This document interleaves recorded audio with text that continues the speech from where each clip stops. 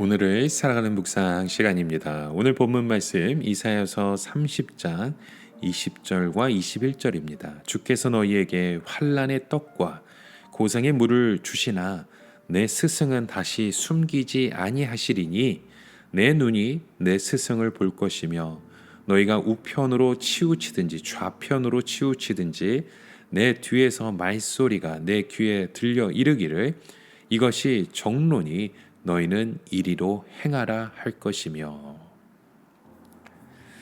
여러분, 하나님께서 이스라엘 백성들에게 주신 가장 좋은 선물은 선지자였습니다. 그들은 선지자를 통해 하나님의 뜻을 이해할 수 있었던 것이죠. 그런데도 선지자들의 말을 좋아하지 않았기에 그들의 삶 가운데 환난과 그 고생 속에서 그들은 하나님의 은혜를 잊고 살아갔던 것이죠. 하지만 하나님께서는 장차 구약의 선지자보다 더 좋은 선생을 그들에게 예비하셨죠. 오늘 본문 말씀 속에 이 환난의 떡과 고생의 물을 의미하는 말씀이 있습니다. 바로 그것은 노예로 잡혀가면서 떡이나 물을 마음껏 마시거나 먹지 못하는 그들의 모습을 보여주는 것이죠. 어떤 경우에는 하루 종일 먹는 것이 떡 한 조각과 물 한 모금이 될 수도 있습니다. 그러니까 먹을 것을 보면 사람들의 그 눈이 뒤집힐 수밖에 없는 거죠. 그런데 하나님께서 은혜를 베푸시면 어떻게 된다는 것입니까? 위대한 말씀이 돌아오게 된다는 겁니다. 하나님 말씀을 전하는 스승이 숨어 있지 않고 눈앞에서 분명하게 말씀을 전하는 것. 이것이 무엇입니까? 하나님의 은혜의 회복의 증거라는 것입니다. 이 유다 백성들이 선생을 본 것이 언제입니까? 수백 년 후에 광야에서 외치는 소리, 이 세례 요한이 나타났을 때 능력 있는 말씀을 듣게 되었죠. 사람들이 아무것도 없는 광야에 몰려갔던 이유가 무엇입니까? 위대한 말씀이 위대한 새로운 시대를 만들기 때문입니다. 유대인들은 예수님의 말씀에 병자가 치료되고 죽은 자가 살아나는 것을 보고 이미 그들에게 새로운 시대가 시작된 줄 알았습니다. 위대한 말씀의 선포는 단순히 감동적인 설교가 아닌 것입니다. 새로운 시대가 시작된 증거인 것이죠. 그런데 성경은 무엇을 말씀하고 있습니까? 이 정도가 아니라 스승이 우리 한 사람 한 사람 바로 뒤에 붙어서서 오른쪽으로 치우치거나 왼쪽으로 치우치면 바른 길을 가도록 코치한다는 것입니다. 이 성악 가운데 배에서 키를 잡고 있는 사람은 바로 뒤에서 예수님이 그 키를 운전하시는 그림이 있습니다. 우리는 늘 죄를 짓기 때문에 스승이 바로 뒤에 서서 일일이 이것은 옳다, 이것은 그릇되었다 가르쳐 주어야 범죄하지 않습니다. 근데 그 스승이 누구입니까? 바로 보혜사 성령님이십니다.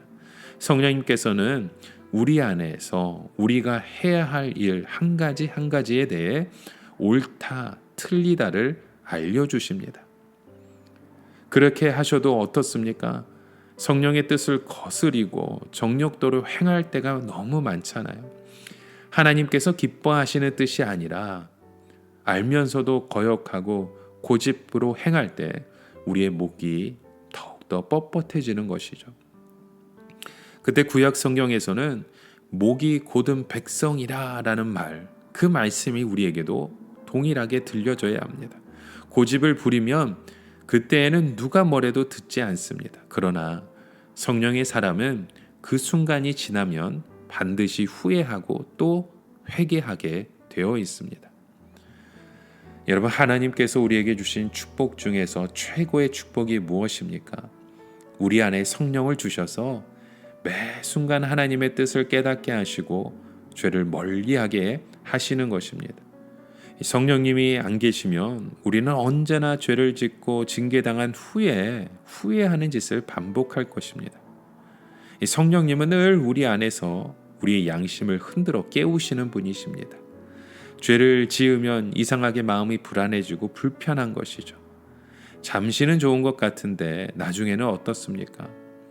몇 시간을 두고 괴로워하고 신음하고 결국 죄를 토해내야 마음의 평안이 돌아오는 것이죠.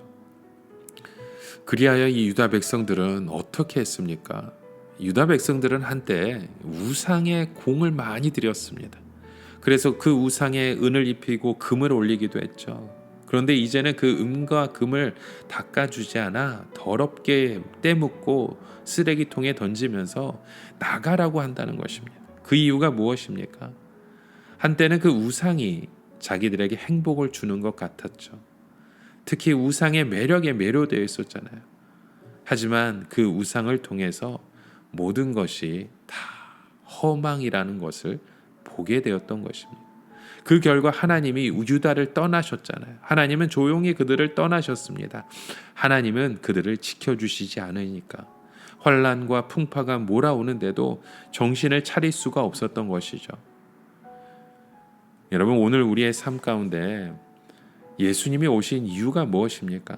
바로 우리 안에 들어오는 그 욕망의 죄, 그것을 끊어내어서 우리를 구원하기 위해서인 것이죠. 이 우상 때문에 한바탕 난리를 치른 후에 이 유다 백성들이 했던 말이 무엇입니까? 다시는 우상 숭배를 하나 봐라. 다시는 이런 것 가지고 놀지 않겠다. 우습게 알았다가 너무나도 큰 코를 다쳤기 때문에 그들의 회개가 일어나는 것이잖아요. 여러분, 죄는요 반드시 중독시키는 힘이 있습니다. 한번 중독되면 자기의 힘으로 빠져나오기 어렵습니다. 결국 모든 것을 다 잃고 난 후에야 그 욕망에서 벗어나게 되는 것이죠. 여러분, 오늘 우리의 삶 가운데 주신 이 말씀을 통해서 우리가 깨달아야 될 것이 있습니다. 성령님께서 끊임없이 우리에게 찾아와서 말씀하십니다. 여러분, 그 음성에 우리의 삶을 다시금 돌아보며 주님 앞에 우리의 모든 것이 돌아올 수 있는 오늘 하루의 여정, 오늘 하루의 삶이 되어지시길 주님의 이름으로 간절히 축원합니다. 함께 기도합니다. 하나님, 우리의 마음속에 목이 곧은 백성처럼 우리의 고집대로 우리의 정욕대로 행했던 모든 것들 이제는 다 주님의 손에 내어드리고 오직 성령의 음성에 따라 좌우라 우러나 치우치는 인생이 아닌 성령에 따라갈 수 있는 오직 예수만을 바라볼 수 있는 귀한 믿음의 백성들로 삶으로 우리 공동체와 우리 가정들로 인도하여 주시옵소서. 예수님의 이름으로 기도드립니다. 아멘.